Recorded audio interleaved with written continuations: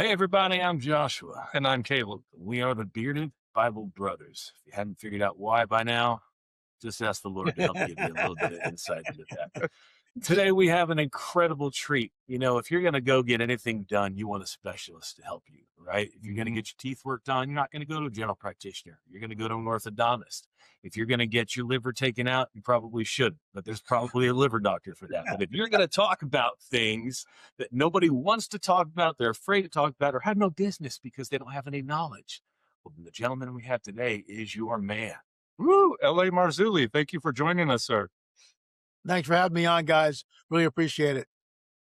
Well, you have been around for quite some time, sounding the alarm like the watchman on the wall, warning people about the Nephilim agenda, Satan's grand biogenetic experiment that he's been duping civilizations with since the beginning of time. And of course, Satan has no new tricks up his sleeve. He just rebrands it over time. And right now, we're seeing UFO disclosure, governments going all in saying this stuff is real, and people are being deceived. And that's why we wanted to talk to you today, because I believe this is imperative for the body and Messiah to know the truth. You aren't just figuring it out. You have something, what, 34 films, a million and a half books. Tell us a little bit about the work you've been doing and for how long. Well, I've been banging the drum professionally since 98, 99. So, Mm. I've been doing this for basically 30 years. There's 34 films. There's 15 books. Number 16 comes out in the fall, followed by, two more films, which will be 35 and 36. And after that, I think I'm going to hang it up unless the Lord redirects my steps. No. What I mean by that is he took us off the road last year. We canceled 16 conferences. Oh, wow. We were focusing on the daily show. So Mm. we were doing 7 shows a week. We just this month, we stepped it back down to 5. It's just too much. We need a break. And so we're Wow. only doing 5 shows a week. That will remain intact. The YouTube channel is what I'm focusing on. Mm. The Waiting Room is the last book that just came out, number 15. I'm working on 16. It's a novel, first novel in 20 years, and the reviews are through the roof. People love it. It's a real departure from what I've been doing. And so if I get marching orders for book 2, that's a different story. Or if he gives me marching orders to go out and film, but I turn 76 this December. Okay. Oh, So wow. yeah, so I'm getting up there and it's like, I'm starting to feel it a little bit. So we're just kind of, yeah, gonna scale back a little bit here and just, So that's it. We'll focus on the daily show, the YouTube show, because right now we have 277,000 subscribers. Wow. Probably by the end of the year, we'll hit 300. I don't see why not. Mm. And we've got sponsors, we've got, members. I mean, it's a good cat for cash flow. So it's not like I'm not working. And right now we're Mhm. doing shameless plug. So if you were to go, there are 10 DVDs in this thing, right? Gil Zimmerman and I, 10 DVDs on the whole UFO disclosure. And we're the only Christian ministry that has this. We do Mm. everything from close encounters of the first, second, third, fourth kind, abduction, right? Abductions, cattle mutilations, 2 films on Roswell. Finally, what Yeah. is it with crop circles? So Mm. it's the whole gamut. And we did Deception 2026, which you can still go to the website. There are 10 speakers who weigh in on this, weigh in on the whole UFO phenomena. And we did this because the day of disclosure came out in last Thanksgiving, 2025. Mm. And, that was the game changer where you've got congressmen, you've got Marco Rubio, you've got admirals, generals, scientists, physicists. They all look right at the camera. We're not alone in the universe. We're not alone in the universe. And where's the Christian response? We're the Christian response.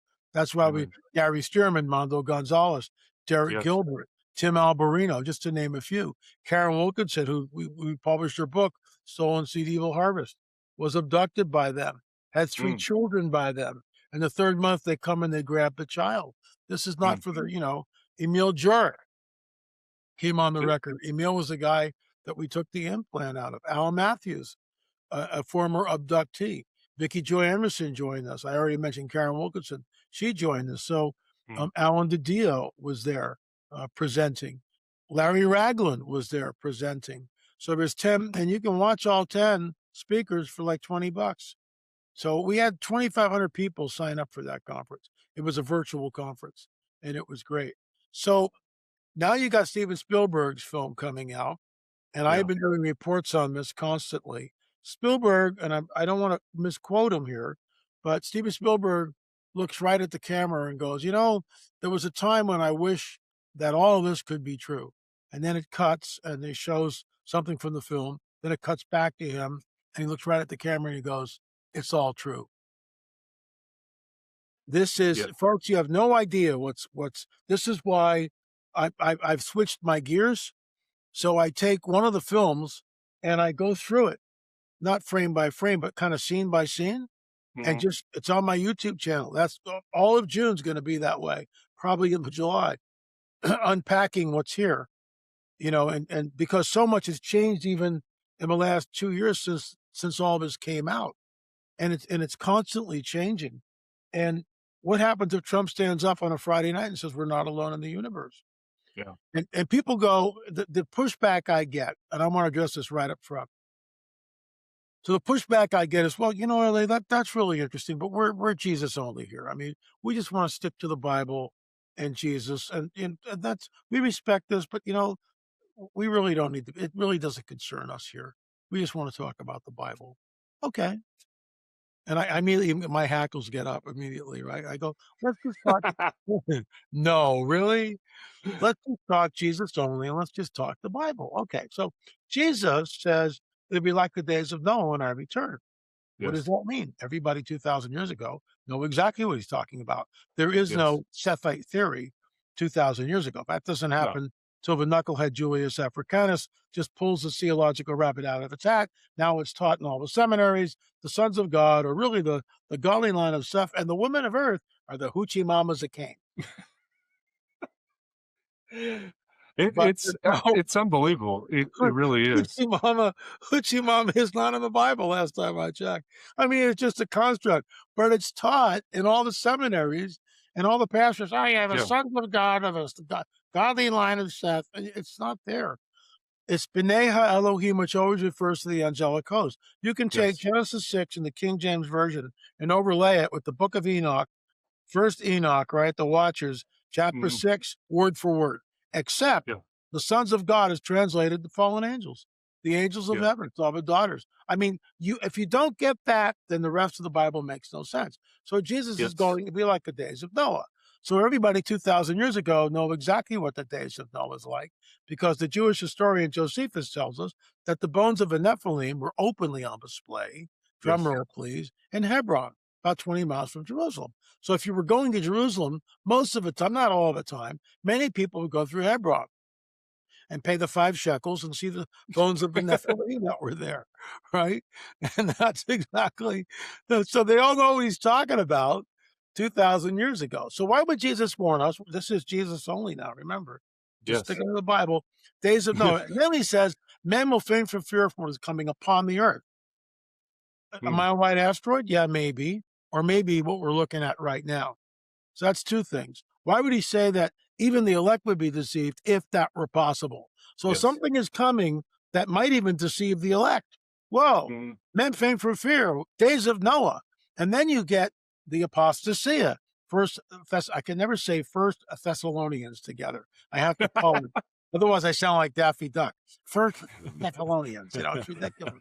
So First Thessalonians chapter 4, what does he talk about? Do not be troubled, and that letter or word from us came, that the day of the Lord will come. That day will not happen till the falling away, the rebellion, Yes. the apostasia happens. Well, there's 3 different positions. Mondo Gonzalez used to think, I think he's changed his position. Mondo, what do you think? But Mondo says, well, this whole passage might deal with the nation of Israel. They're going to Yeah. apostatize, right? Okay, I got that. That's a possibility. Tommy Ice will say, well, that means we're going to go up in the rapture. Yeah. I've heard Departure, that. Yeah. departure from the faith. We're going to Yeah. depart from, we're going to go up. The third one is the one I believe in. That is exactly what it says. It's an apostasy. And the nail in the coffin on this is when you go over to, remember, folks, we're just Jesus only, right?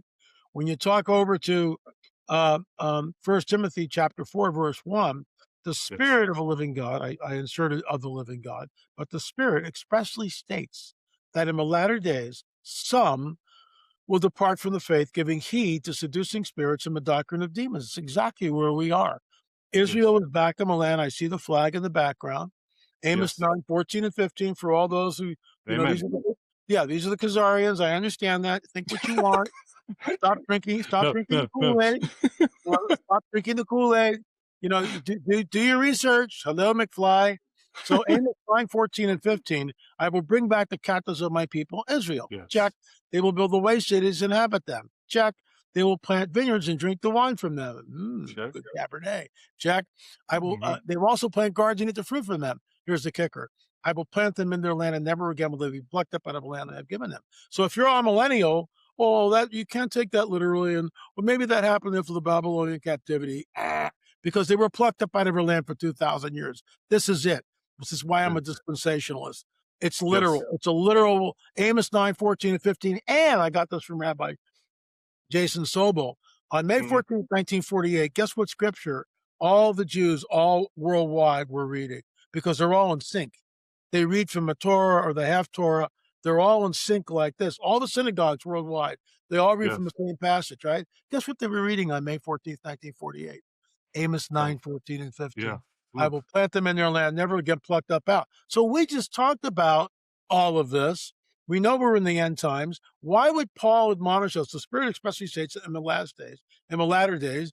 I just explained why we're in the latter days. Some will depart from the faith. Why will they depart from the faith? Because they're giving heed to seducing spirits and the doctrines of demons, which makes me segue to this. Mr. Segue here. And this is a tract that we give out. What is the truth? What I'm about to read is channeled information coming through the occult technique of automatic writing or voice to skull from an entity that calls itself, we are here. We are the Pleiadians. Humanity is learning a great lesson at this time. The lesson is, of course, to realize your godhood. We heard that before, right? Isn't that why we're in the mess that we're in? Surely they take the Bible and will be just like that. Knowing, you know, right? Knowing good from evil. It's like, oh, that's the best Satan impersonation I've ever heard. I usually I appreciate it. Thank you so much. I knew Jim Henson had his hand somewhere in the garden. Richard Shaw. We used to just crack up like that. It's just fun. Okay, Rabbi, the bottom line is I'm 75 going on 12. Okay, I am. I'm not some stuffy professorial guy. Well, let me explain this to you, young men. Okay, so then it continues. If human beings do not change, if they do not make the shift in values and realize that without Earth they could not be here, then Earth, in its love for its own initiation, is reaching for a higher frequency. Here's the kicker. Will bring about a cleansing that will balance it once again. Now, I wonder what that cleansing just might be, right? Right, ready? Here we go. There is a potential for many people to leave the planet in an afternoon. The people who leave the planet during the time of Earth changes do not fit here any longer, and they are stopping the harmony of the Earth. They have just explained away the rapture of the church. Yes. Because we're the people that don't fit here, and you know that. Yeah. So what's being promulgated, that, you know, the day of disclosure, we are not alone in the universe, not alone in the universe, not alone in the universe. Steven Spielberg, it's all true. So when you see all this, it's all true. And I've been doing reports on this. He just came out last week with this, it's called Day of Disclosure. Yeah, I think it's Disclosure Day. Yeah, Day of Disclosure Day, final. And that's where Spielberg is talking interspersed with, you know, scenes from the film. And this is, you know, millions and millions of dollars worth of budget. I just look at the B-roll and drool at the cameras, the overheads, you know, everybody's just, you know, it's like, oh my God. Gil and I made these, there's probably, I don't know, we probably spent maybe $100K on 10 films. So $10,000 a film, right? Yeah. Over a period of like 2 or 3 years. And we rushed to get these things out because we just felt this is it. It's time. And that's why on my YouTube channel, L.A. Marzulli, I'm taking, you know, different films. I started off with one, but I might just jump up to number 5, cattle mutilations, and do like a show 10 or 15 minutes of that film and then talk about it. And I'll be doing this for at least 30 days, all through June, maybe into July. It's coming down. And ask yourself, what are the seducing spirits? They're here. The doctrine of demons are here. They're telling us every Friday night, and I'm not calling ancient aliens demonic. That's not what I'm saying. But the narrative that they are promulgating to me is deception. And Steven Spielberg's film is deception. And they're all going, we're not alone in the universe. What happens to the church if Donald Trump stands up on a Friday night and says, we're not alone? What happens? What happens to the church? And that's why the time is now. And pastors, if you're watching this, shoot me an email, la@lamarzulli.net. Show me that you're a pastor. I will send you all 10 films, private links to watch them. We'll send you free the runs of disclosure, the book, so you can get up to speed. And you can do a private Zoom chat with me if you want. I can't do any more than that. Can't do any more than that. This is what you just unloaded in like 10 minutes is amazing factual information that you just laid out, Satan's whole game plan for the end. And a lot of people are watching this. They're like, where is he coming up with this stuff? Where does it say that in scripture? I know you quoted Yeshua when he said that on the Mount of Olives in Matthew 24. He described the things, before his return, what was going to happen. But I want to go into and really back up your experience with this. Our parents, when we grew up, they worked in deliverance ministry with people who came out of the occult, who were abducted, who were raped by aliens, demonic entities, who experienced all this stuff. So this wasn't anything new to us. And you came out of the occult as well. So I'd like to hear your story about how you had these experiences, how you knew this other side of the spiritual world, the dark side, and that kind of information, like you read from your pamphlet, that they're giving out to people. I was immersed in a new age. The Beatles came out. I was 13 years old. The Beatles came out. That was it. I had already been confirmed Catholic. I immediately left the Catholic Church. It was just, there was nothing there for me. With all due respect to Catholics, I just didn't relate to it at all in any level. I began to delve into Eastern mysticism. Remember, the Beatles would go over to India. Maharishi Mahesh Yogi, the late Russ Dizdar used to say, there was the greatest occult influence of books in our country since the 20s from Madame Blavatsky and that whole crew. So I'm immersed in the new age. I'm reading things like, Ouspensky and War of the Worlds. I mean, just all this stuff. Eric von Daniken, huge influence on my life. Secrets of the Great Pyramid. And I'm looking for answers. And then my girlfriend dies. I'm 18, she's 16. I met her when I was 16, she was 14. So we've been going on off and on for 2 years. And she was hit by a car and just killed instantly. And that led me on a quest. If there is a God, where is a God? And I dedicated, I'm 75 now. This book just came out March. So it's a long time ago. And I dedicated the book to Michelle because of forgiveness. The whole book is about forgiveness, but I digress. So then I'm with a Guru Maharaji. Third eye is open. Light. I hear celestial music. I taste celestial nectar. These are all occult deals. The Kundalini serpent spirit is awakened in me. I'm meditating. I join the ashram. I give up everything. Not that I had a lot to give up, but everything. I joined the ashram, become celibate, strict vegetarian. And 3 years, I'm with the Guru. And after about a year in the ashram, I was shipped over to England and joined the Guru's orchestra. I was a synthesizer player. I had never played the synthesizer before, so I went out and bought one. I had to figure it out on the fly. So, I'm meditating, all this stuff. And then at one point I just went, I was with a friend of mine and we were sneaking a cigarette because you weren't supposed to smoke, but we both love to smoke. And we're out there. I'm like 24 years old and we're puffing away on these things. And he looks at me and he goes, what if you were told from your little boy that you were God? What would you believe? And I said, yeah, I get it. And that led to the sort of the crack in the whole deal. Did you guys freeze? You froze. Okay. Sure. Well, we're back. We just had a interesting power outage. Didn't affect anything but our computer. that we were recording that interview with LA on. LA, I'm sorry, you're in the middle of a very amazing, important story about your life and getting on up in the occult. And it seems that demons attacked our computer. You were 3 years in. Yeah, yeah. And Yeah, Wow. they don't want to hear that. So Yeah. anyway, so I'm like 3 years in, and there's like a crack in the armor where we're sneaking some cigarettes, me and a friend, and we look at each other and go, well, what if you were told you were a god from the time you were 5 years old? And that's what this particular guru was told. And I remember I saw him at first when he was like 13 or 14, and again I was in the ashram, and that was the crack in the armor. That's when I started to question the whole thing. And then I left, and at 24, I was pretty much done with the whole thing.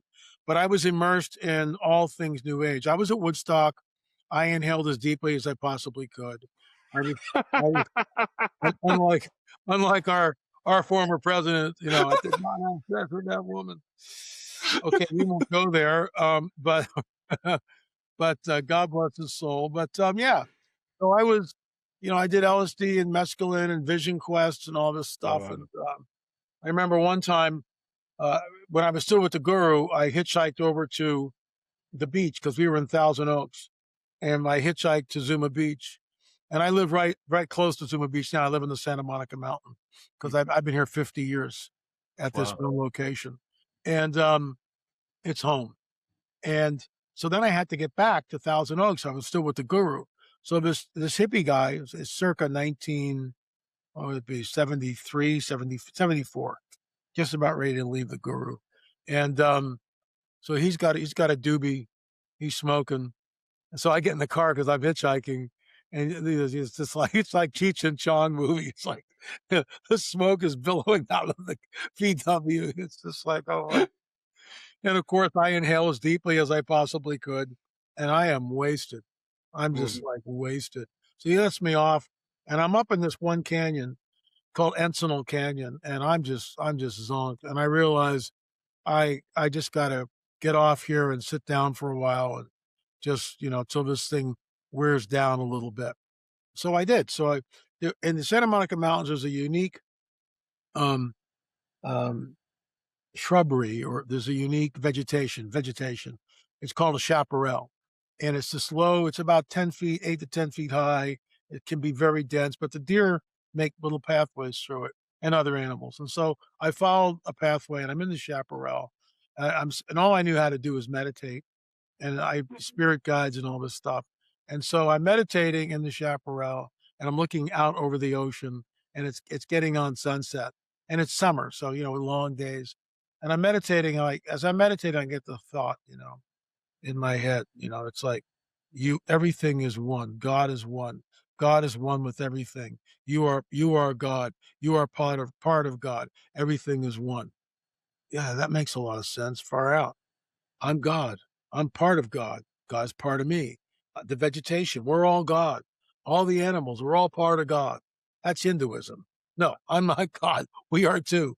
God is over here, and Marzulli is over here. He's the rock star. I'm the roadie. I will never be him, and he certainly will never be me, ever, ever, ever. So as I'm laying there, I'm in a full lotus position, and I'm doing the meditation and stuff. And I hear in front of me, and then to the right. It's about 20 feet away. Then behind me. Then to the left. And I'm going, well, that could be a rattlesnake. Excuse me, rattlesnakes don't move that fast. Then it came closer. It's going around me like this. And I'm getting freaked out. And it's getting louder and closer, and louder and closer. Finally, I don't see anything. It's about 2 to 3 feet in front of me, 2 to 4 feet in front of me. And I'm in a full lotus position. It pushes me back like this and holds me there for probably 10, 15 seconds. Holds me in an impossible position. You can't do that. You can't sit there in a lotus position and just held me there. And I freaked. And once it let go, I jumped up, and this was a cult technique that I had learned from Carlos Castaneda, the Yaqui way to knowledge. It's all I knew what to do. I took my palm and I beat it on my thigh, basically saying no. And then the entity began to speak to me again and said, if you had trusted me, I would have shown you the secrets of the universe. Wow. Wow. All occult underpinnings. So that's Yeah. just some of what I went through with the occult. So when we saw circling the whole UFO thing, so now Steven Spielberg comes out with Close Encounters of the Fourth Kind. Remember when Richard Dreyfuss is selected and he goes on the ship? Well, I was in a rock band at the time. I was a musician. I was in and out of studios from 24 to 30, even to 32, recording, trying to get a record deal and all this stuff. When I became a Christian, I became a worship leader. All I wanted to do was make Christian records. And God's going, yeah, I know that, but these Christian artists are a dime a dozen. Just trust me. So he moved me into what I'm doing now, and that's from 1990 to the present day. 1990 was the beginning of it. So the whole thing with leaving the occult world and coming into Christianity at 30 years old completely flipped my paradigm. And I went from writing a song like, as you sit in silence, waiting for the space alliance, listening for the ringing in your ears. And the chorus is, and you want to go, and you want to go. That was after watching Spielberg's movie. I was in. Oh my goodness. But take me. I want to be a doctor. Take me. Just joking. It's like knowing what I know now and Yeah. films that we have. Are you kidding me? This is the most nefarious agenda. This is the fallen angels. This is Genesis 6 on steroids. This is the days of Noah. Hello. This will deceive even the elect, if that were possible. Men will think from fear from what is coming upon the earth. Some will leave the faith because of seducing spirits and the doctrines of demons. Some will embrace the apostasy and believe the lie. And that's where we are. And the church is completely asleep for the most part. Completely asleep at the wheel. Jesus only, LA. We've already covered that. We don't need to do it again. Yeah. So that's why the 10-box DVD set. That's why Rungs of Disclosure. That's why Karen's book. I mean, this is it, guys. When I wrote Nephilim, it was published in 1998, which is probably older than both of you combined. So, No. please. No, but in 1998, it was like I wrote the book, and there was one guy who critiqued it and said, "Well, one gets the feeling that Ellie really believes in what he's written." Yeah, you think? Even though it's a novel, absolutely. And what's incredible, I started talking about implants in 1999, and Barry Chalmers, who had a book, the Giants, the Nephilim, the Giants Return to Israel. He was an Israeli journalist, reporter who was reporting on the Giants being seen in Israel. This is like 1998, 99, 2000, right in there.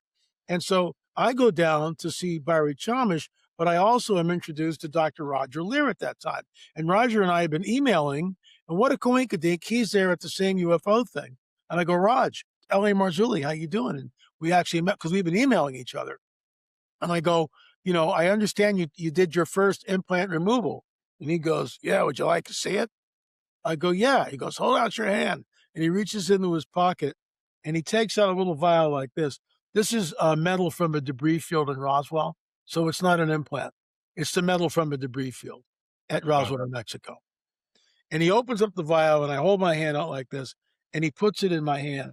And the wheels are just screaming at this point. I'm going, you are holding something that did not originate on planet Earth, right? Probably from the bad guys.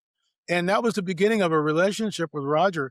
He's in all 11 of our Watchers series with my late business partner, Richard Shaw. My new business partner, Gil Zimmerman, and I, we did all 10 here. So Rick and I started talking about implants before I met Richard. And so that's 1898. Boy, that makes me really old. So 1999, 2000. And so I'm talking about implants, and my Christian brothers and sisters are ridiculing me.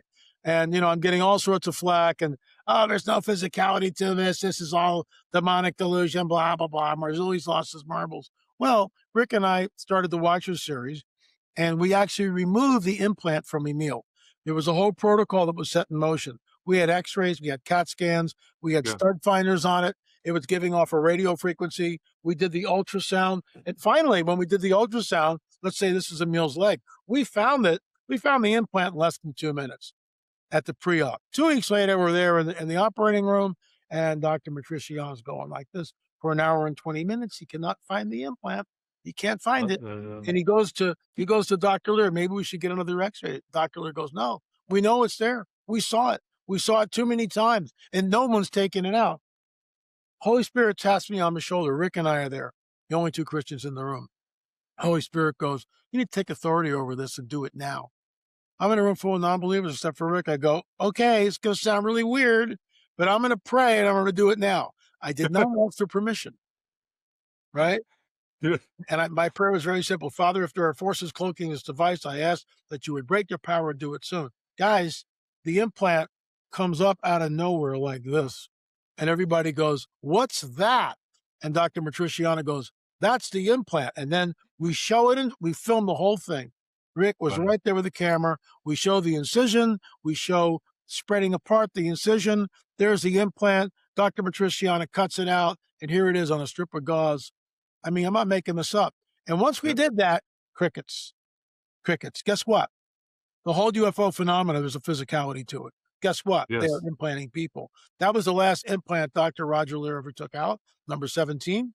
Number 16 was so hard, you couldn't cut it with a diamond blade saw. Dr. Lear had to take it into a laboratory and cut the thing open with a laser beam. And when they were doing that, everybody's like hiding behind.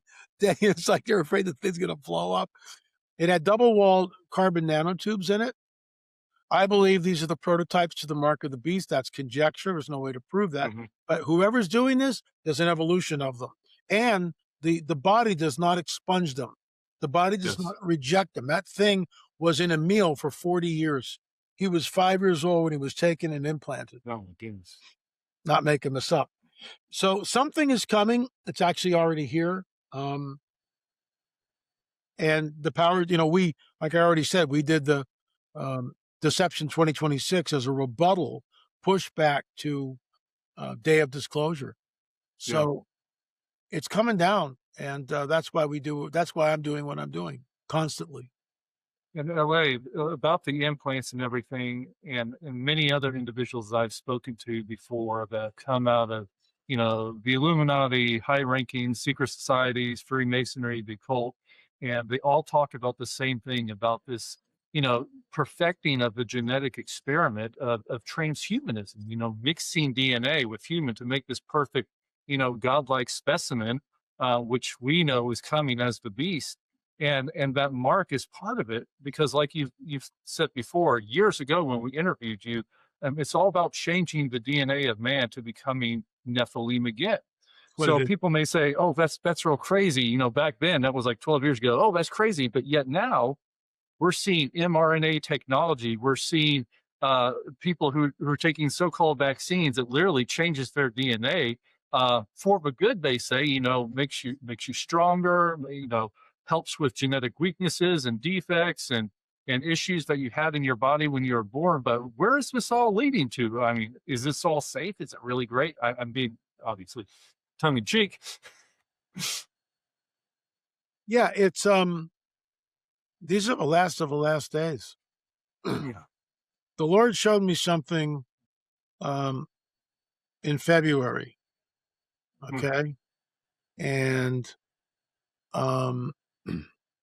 last February. So it's over. Yeah, it's been a while, right? And he told me specifically not to talk about it. Okay. It's the second, I've had 2 visions, open visions in 46 years of being a Christian.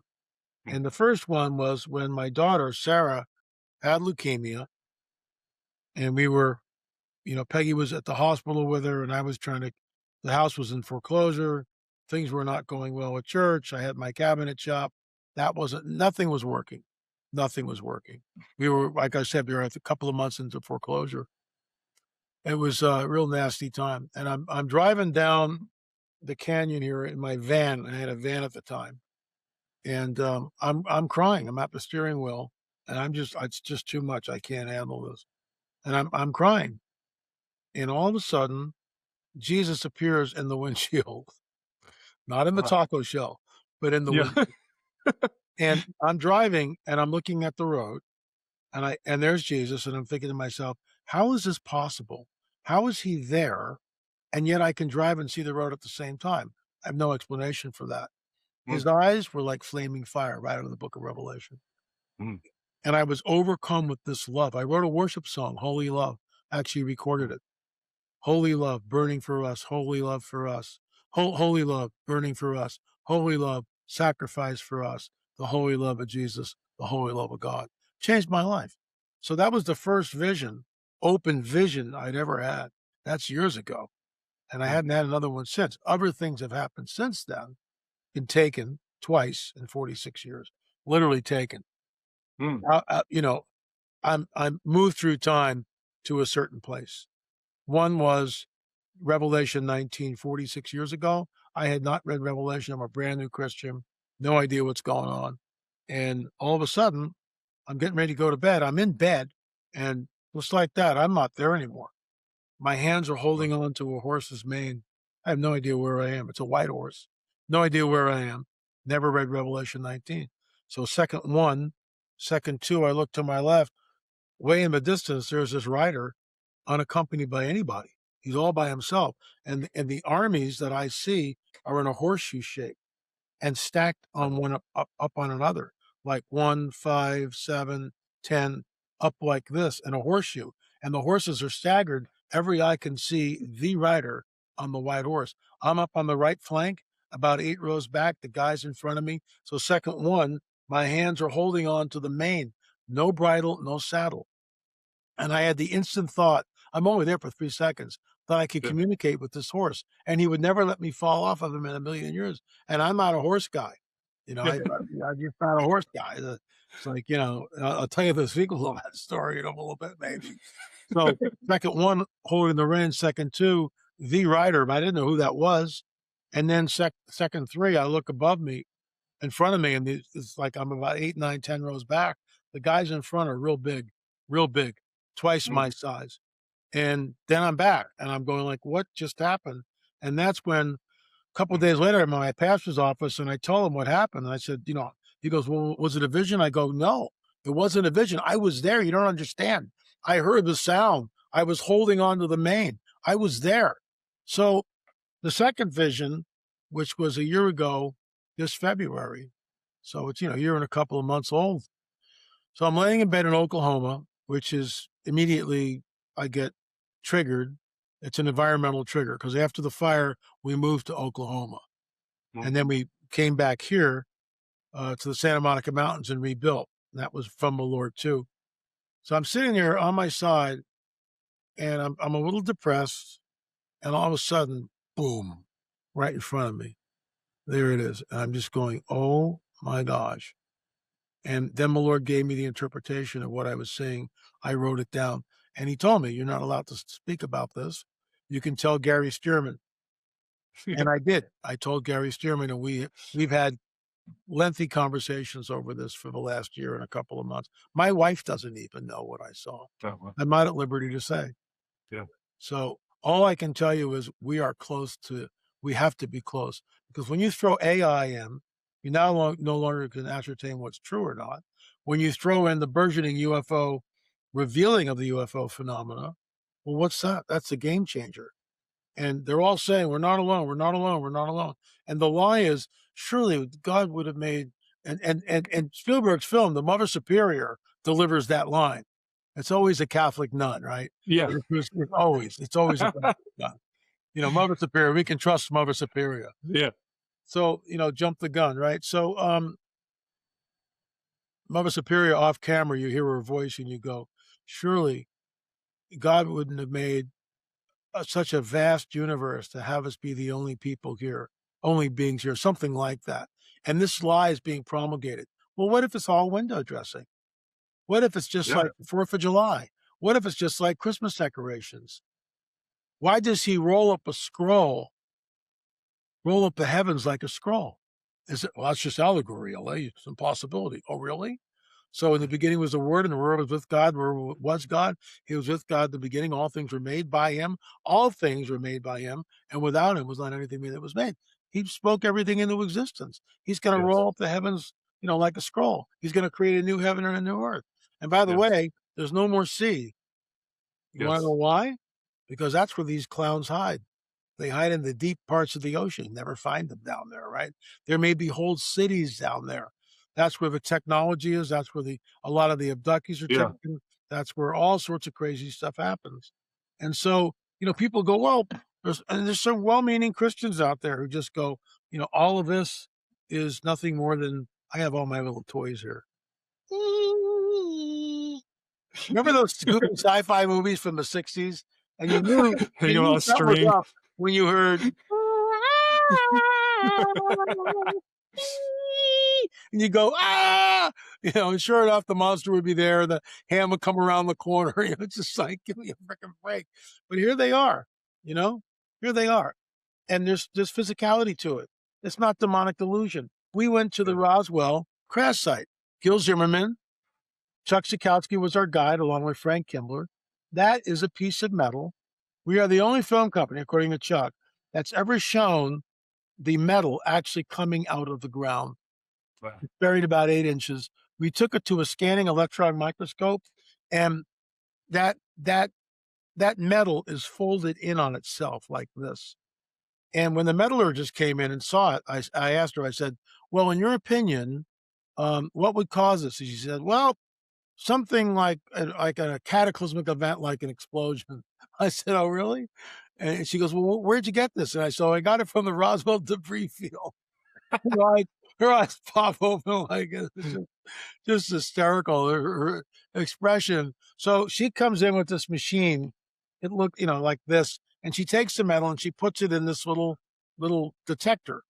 And she's looking at the results, and it's right in between two known aluminum alloys.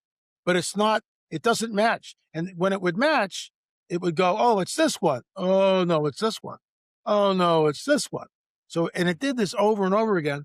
And Chuck Sikowski and Frank Kimbler, they each had pieces of metal. They're in 2 different states. They took their metal and had it tested, the same thing.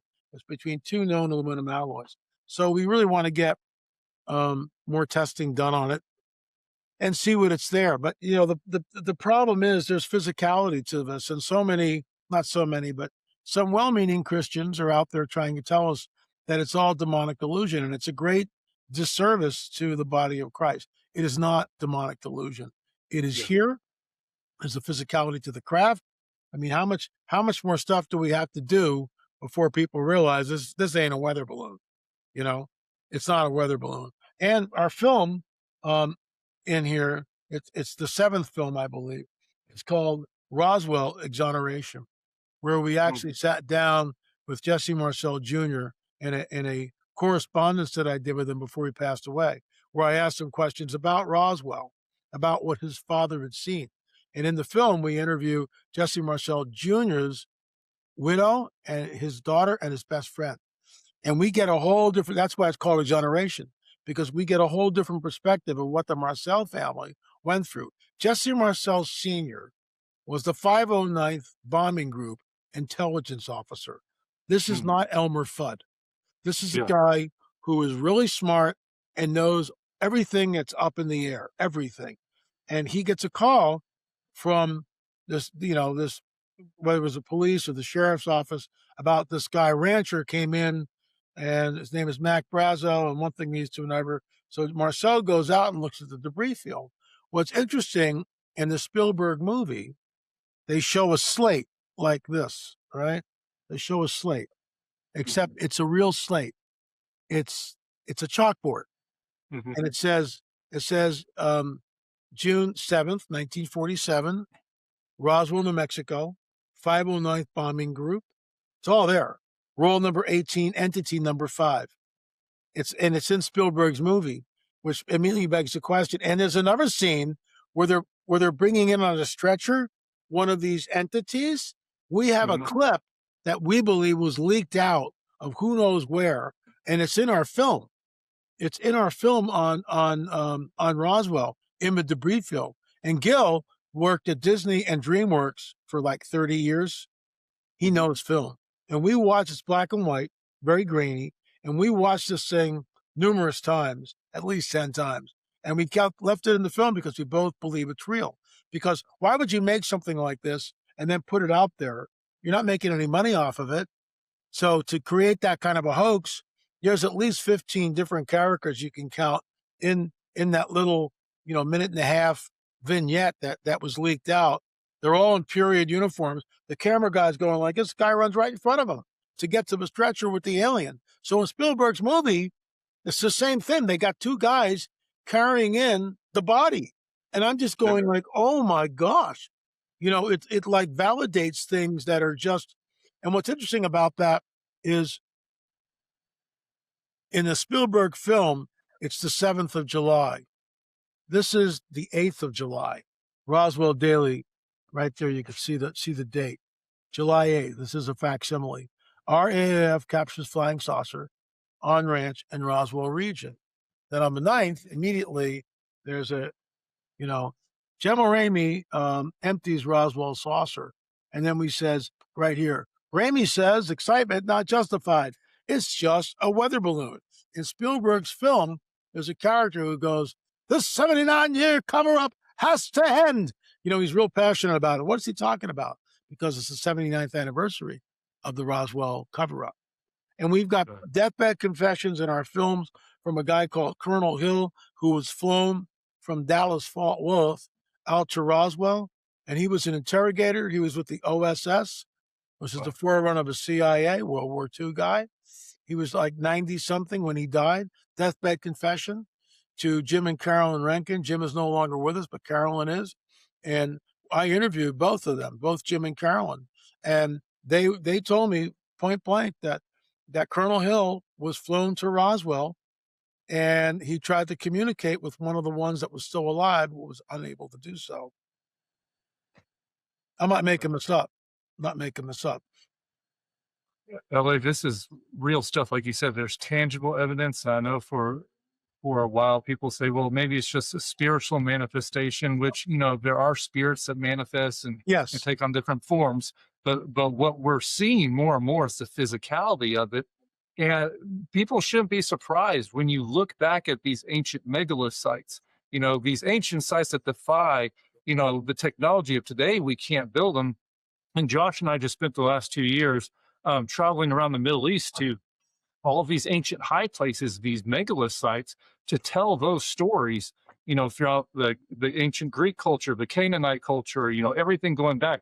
What did they encounter and how did these things come about? And we dealt with a lot of spiritual opposition, to say the least, when we went to these places. Absolutely. These places are highly charged. So this is Sacsayhuaman. Yes. Right here. This is Sacsayhuaman. See Renee right there? See how dinky she is? Look at the size of the rocks. Look at that. And we're told, the Inca were master stone builders. Excuse me. Yeah. Excuse me. Quit lying to us. And that's what we see, just like the Octagon Mound in Ohio. That's DeShawnee had nothing to do with this. And we have a film, which is right after I get my 16th book done, I work on Armor Trail of a Nephilim #9, which DeShawnee had nothing to do with this. Absolutely nothing. Advanced mathematics, advanced geometry, knowledge of an 18-and-a-half-year lunar cycle. Did you guys get to Tel Gezer in Israel? Yes, we went to Tel Gezer, we went to Gilgal Rephaim, we went to Göbekli Tepe in Turkey. I mean, we've been going everywhere these past few years. But really, what I want to know from you is, because you've been to all the sites in Peru and South America and stuff, we've been in the Middle East. How do you prepare yourself spiritually? Because I believe these creatures, these entities are still there, at least the high places. You have territorial spirits that have been sitting on thrones in the spirit world from time immemorial, and they don't want to be uprooted, and they're mad when we show up. How do you deal with these situations, and how should believers deal with this coming manifestation of evil? Because these things are going to be coming more and more frequently, physically, whether, whatever form these, whether they're the Greys, reptilians, the Nordics, all these different races, these interbred, experimental races that Satan's been making with demon DNA this whole time. How are Christians supposed to prepare ourselves? How do you prepare yourself Well, spiritually to deal with these things? when I went down in 2013 for the first time and I was handling these guys, mistake number one, I was this is a Oof. replica, but it's Yeah. a life-size replica, and it's not human. I mean, people can argue, "Oh, it's nothing more than cranial deformation." Nonsense. Watch Mhm. our film, and our DNA evidence points to a Middle Eastern origin, which Yeah, Mondo was with you. yeah, DNA Mondo testing, he Gonzalez was said. right, Yeah. right, and Richard Shaw and Chase Klodsky. Mhm. I'll tell you a story. I was at the Long Barrows in England, right? Mhm. It's near Stonehenge. I was at the Yeah. Long Barrows, and I was inside the Long Barrows with Hugh Newman, and our camera gal was there, Jessica, and we're filming. I'm interviewing Hugh in the Long Barrows, and all of a sudden I get hit, and I immediately can tell, and I go, "Uh-oh," and I go, "I got to get out of here," and I ran out of a Long Barrow.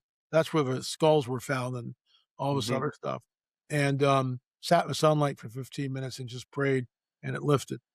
So what I've learned, like when I went to Tel Gezer or Gilgal Raphaim, Mhm. we crawled down into and it Yeah. looks just like it looks very similar to what's in Sardinia and even in America's Stonehenge.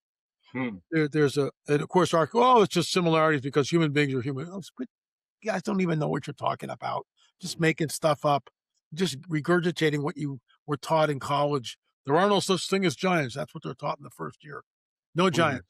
Why would you even tell people that? Why do you go out of your way to tell people that there's no giant in the first year? Yeah. What's the modus operandi behind that? No, they run roughshod. Oh, the Shawnee built the Octagon Mount. Excuse me, no, they didn't. You know. Oh, Mhm. look at these ancient megalithic. And here's something to think about. Göbekli Tepe was buried. Yes. America's Preserved Stonehenge was perfectly. buried. Yes. Think about that. Many of these ancient sites, um, Teotihuacan in Mexico. Well, we Mhm. don't know who built this. That we just call them the Teotihuacanos. And due to climate change, they abandoned the site. This is what you hear. Due to Mm. climate change, they abandoned the site and just kind of went into the indigenous population. And the problem is the indigenous population has no record of this, right? Mhm. Same thing in the Octagon now. Oh, and the Shawnee built these, and they just abandoned the site. Corral. With Mondo and I were there. I've been to Corral, I don't know, 5, 6 times, and Mm. it's like it's the oldest city in the Americas. Pyramids just appear out of nowhere. Mm. There's no pre-existing culture, and there's all this crazy stuff going on, and it looks a lot like Teotihuacan, except Teotihuacan is fairly recent, 5,000 years ago. And guess what Yeah. you hear from the docents? Well, we don't know what these people call themselves, but due to climate change, they abandoned the site and melded into the indigenous population. And I just sit there and want to scream, quit lying, quit, use your brain. There's no pre-existing culture. It only happens once and then it's gone. Just like the picture of Sacsayhuaman, that's never been duplicated ever, Yeah. ever, ever, ever. Over in Egypt, it has, but Yeah. it's the same period of time, isn't it? Very close. Mhm. The technology is fallen angel technology. It's Nephilim architecture. And Mhm. we don't know how it was produced. And we've already shown the copper chisel routine, a block of Yeah. anthracite, one hit and the copper chisel is dull. So if you Yeah. can't cut it with a copper chisel, stop lying to us, please. Please just stop with the nonsense. Just stop. But see, the reason why the Peruvian government they push back because it rewrites history. If Yes. this is not Peruvian, then all of a sudden, well, what is it? If it's not Peruvian, then we can't claim this. And this is what's at stake. So when we went down and we took roughly 58 samples or 56 samples from 18 different skulls, we had about 28 of them sequenced. And out of the 28, a preponderance, it's all in our film on DNA. And out of that, it showed a Middle Eastern haplogroup, European haplogroup, Mhm. mitochondrial DNA from the mother side of the equation. What's that? That shouldn't be there. It rewrites history. And they don't want to rewrite history. It's just like Zawi Hawass, right? Coming out Mhm. and going, typical Zawi, right? Pyramid, pyramid, pyramid. We are not tightening anything. Excuse me, Zowie. All we have to do, here's the copper pyramid. These things go down 2,100 feet. So if Biondi and Filippo are smoking something, and they might be, I don't know, I interviewed them on my show, then all we have to do is get a front end loader and a backhoe and make a plywood deck, real simple, like 50 by 50, plywood deck, right? 50 feet, maybe even bigger, 100 feet by 100 feet, plywood deck, and take the spoils and dump it on the plywood deck. We're not going to lose anything, Zowie. It's all okay. You can sift everything till the cows come home. Just go here. Just go down and see where the pillar is. And if you find the pillar, then you got to rewrite history. Then you got to shut up. And the reason why they won't do that, it's the same thing with the Peruvians, because it rewrites history. And it shows that what we've been taught is a lot of hooey. It points back to a hidden civilization. There is a hidden history that's been deliberately obfuscated from the peoples of the world. So when they show up, circling back to the whole UFO phenomenon, right, they will say that that ET genetically manipulated early man. We were seeded here. They created all life on this planet. They genetically manipulated early man. They started the world's religions and civilizations. Now, at this critical juncture in human history, they are back to usher mankind into a golden age. And notice, even with the disclosure that we've had from the government, May 8th is certainly a monumental, and none of the churches talk about it, right? It's just terrible. We just want to do Jesus only, okay? So maybe you better go back and watch that again. Oh, LA, you're just so arrogant. I'll be praying for you. Exactly. So anyway, I just, guys, church, you gotta wake up. I mean, you really, we're so far beyond. So the Ancient Aliens show has been promulgating that for decades. And that's what they'll say. And they're already saying it. We're not alone in the universe. I mean, how much more does the church have to, and just do Jesus only. Don't take what I say. Just go Jesus only and look at those scriptures and you tell me what he's warning us of and what Paul's warning us of. Because when Paul's writing, the Spirit expressly states, this isn't Paul. The Holy Spirit is saying, get your pen, Paul, at 3:00 in the morning, wake up and write this down. And that's what Paul's doing. The Spirit expressly states in the latter days, some will depart from the faith. Why will they depart? Because they're giving heed to seducing spirits and the doctrines of demons. It's where we are. It doesn't take a rocket scientist to figure this out, but that's where we are. And it's alarming. And the church really needs to. It's my prayer. That's why I'm doing shows on this every single day, taking a scene and then commenting on it. And this will go on all through June. And we've lowered the price to 99 cents a film. I mean, what do I have to do? It's just hysterical. And then you get all the Johnny come latelys like we talked about before we hit record, which just cracked me up. They're going to tell you all about the Nephilim and the breeding. Yeah. I've never done anything. When was the last time you sat down and talked to an abductee? Oh, never. But but you're going to tell us all about it. And it's really annoying to someone like me who's been in this for over 30 years. So, okay, I'll shut up now. No, it's incredible what you've done. And I think one of the biggest mistakes in the church for quite some time is the idea of separating ourselves and getting our own little prayer closet. Everything's bad, but we're just going to hide away here and stay pure. And the last thing that Jesus said to us was to go out.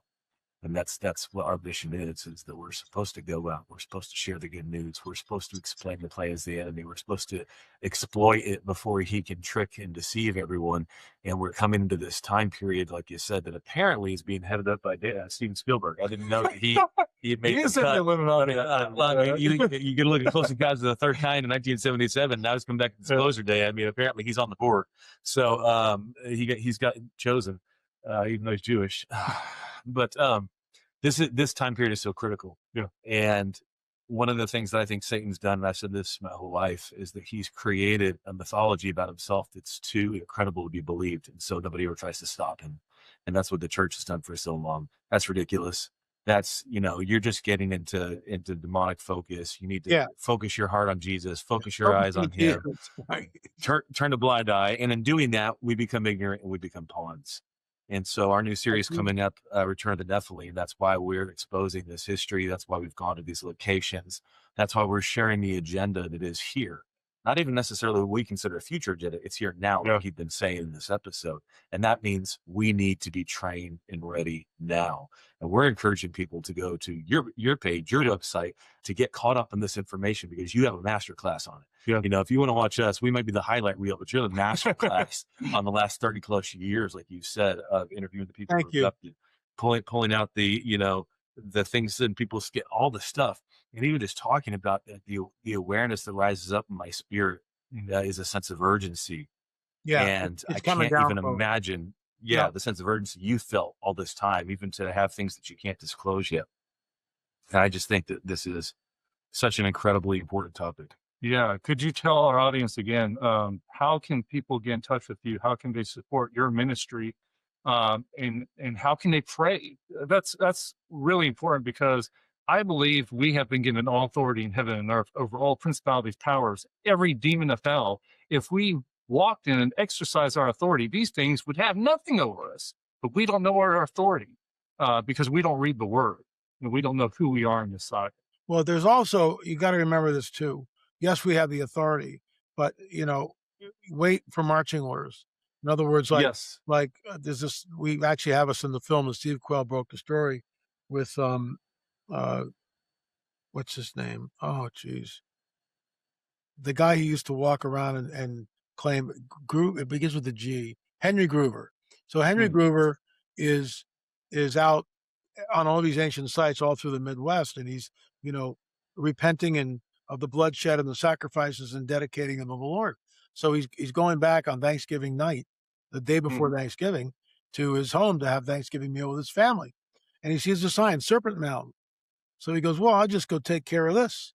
So he goes to the Great Serpent Mountain. I've been there numerous times. Highly charged site. And it's a coiled serpent with its mouth open, and the mouth is eating an egg. I wrote a paper on this. The serpent's mouth, the seed of a serpent, it's that seed of the woman. There it goes. So he goes up on the head of a serpent and he prays and does his stuff. And as he's walking off, it's winter. It's early, Thanksgiving. So it's like right before winter. It's getting cold. Nobody in the parking lot, nobody there on the site. So as he's walking off the head of a serpent, bam, he gets hit by an unseen force in his solar plexus and down he goes. His knees are drawn up like this. He can't move. He's paralyzed. And he's pleading of the Lord, doing everything he knows how to do, spiritual warfare. Nothing's working. Nothing's working. And then it starts to snow. And I've seen this before. It starts to snow. And the snow is accumulating. And he's thinking to himself, I'm going to die here. They're going to find me frozen in the morning. And he's crying out to the Lord. And the Lord finally says, Henry, I'm going to release you now, but I didn't tell you to come here. And this is something that, you have to learn for marching orders. I didn't tell you to come here. And so he releases Henry, and Henry, goes back, gets in his van and thaws out. And the point from that is, the Lord told me last year in early January or February, stop doing conferences. So we canceled 16 conferences, and we were going to go across the pond to film in Ireland on the Trail of the Nephilim. And the Lord said, I didn't tell you to go there. So we abandoned that. It's okay. We just did that. God told us we went to all the high places. Well, I mean, if the Lord, and that's great. You're a lot younger than I am. I mean, I'm 75. It's like I'm winding down. And like I said, I'm winding down. I'm a Trail of the Nephilim #9, which deals with the Octagon Mound. That might be the last film in the series, except 10 will kind of bring all the different films that we did together. And that'll be that. Because, I mean, I've been all over the place, and I don't need to keep reiterating it. And maybe I get to write the sequel on this, which is a happy book. I mean, it's just as a novel. I don't have to go anywhere, but we'll see. Whatever he tells me to do, that I will do. But that's what's going on, guys. We are in unprecedented, tenuous times that fulfill Bible prophecy. The other thing is, if you're an amillennialist, good luck. Because, well, none of this is literal, LA. You can't go there. This is all allegorical. That's all, it's like, good luck. That's all I can tell you. Because prophecy doesn't mean anything. There is no literal 1,000-year reign of Yeshua. So, what's our hope? We're going to bring the kingdom in ourselves. I'm glad. let me know how that's working out with your 7,000 nonsense. You bring up such a great point though with here with the whole thing. I really am. The marching orders though, we sing in Sunday school, I'm in the Lord's army. What does that mean? It means that there's rules, that you have orders that you're given.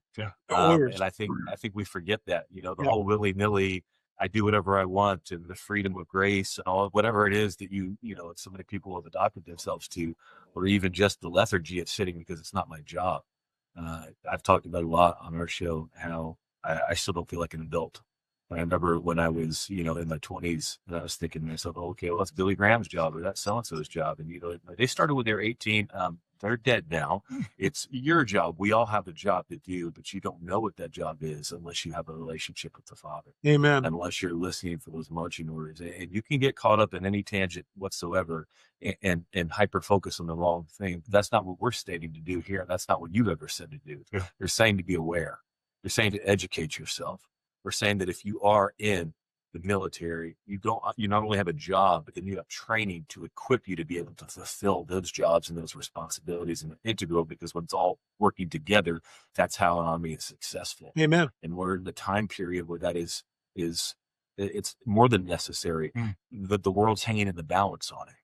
And so for you believers who are at home or watching this show, and you're one of those people who think that's just not my job, or that just sounds too weird to me, or I don't have the time to go back. 99 cents for a video? I could probably get that cheaper later. You're wrong on all the accounts. You should probably donate more than 99 cents to the video, because this is priceless information and education that is not only affecting you and your family, but the future and everything that God established and put you on this planet for such a time as this. If you're still here and you're still alive, you have a job to do. And that job is not self-accrual. And that job is not just to relax and put on a pair of sunglasses and watch the end times happen. Your job is to be invested. And so we thank you so much, LA, for coming on. We thank you for all of the years that you've done and everything you have ahead of you. And I love what you're saying now. I've been in 55 countries over the last 28 years, doing missions work and different things like that. And there's a distinct difference on every trip that I've been on, in crazy third world countries, war zones, all these different things, between the ones that God 100% set me on and the ones I really wanted to go on. And I volunteered to be in the craziest place. Did I get saved? Yes, every time. But were they slightly different when you're commissioned versus volunteer? Yes, it is. And so I 100% agree with what you're saying about listening and being obedient and all these different things. It's more important now than ever. Amen. Left is left, right is right. And the enemy is not concerned about you going out there committing nefarious acts. He's concerned with getting you not to do what you're supposed to do. If God says, look left, and he has you looking right, man, he's happy. And that's what he's doing, is lull the body of Christ into this complacent sleep that we have today. Yeah. And that's why the people like you who are out there telling the truth, I'm like, that guy's a moron, whatever. No, time is now. Amen. LA, thanks again. How can people again get in touch with your ministry and give? It's just lamarzulli.com, on YouTube, LA Marzulli. We're all on social media. We're all over the place. Rungsofdisclosure.com, interactive. So you get the book. Rungs, it only goes up to 18 rungs here. So we're up to rung 29. So every time, anytime there's a new rung, I do a video on it. We're up to rung number 29. I'll be at the Prophecy Watchers Conference. I leave Wednesday. That's the only conference we're doing this year. I will be on the Alaskan cruise from Prophecy Watchers, which will be fun because it's like, what's there to do, right? Just eat a lot of salmon chowder. What demons could be in Alaska? What? I love that. It just clicked in on my head when you were talking about, the depths of the ocean. I was like, so you're trying to tell me that the environmentalists have been in leak the entire time to hide them?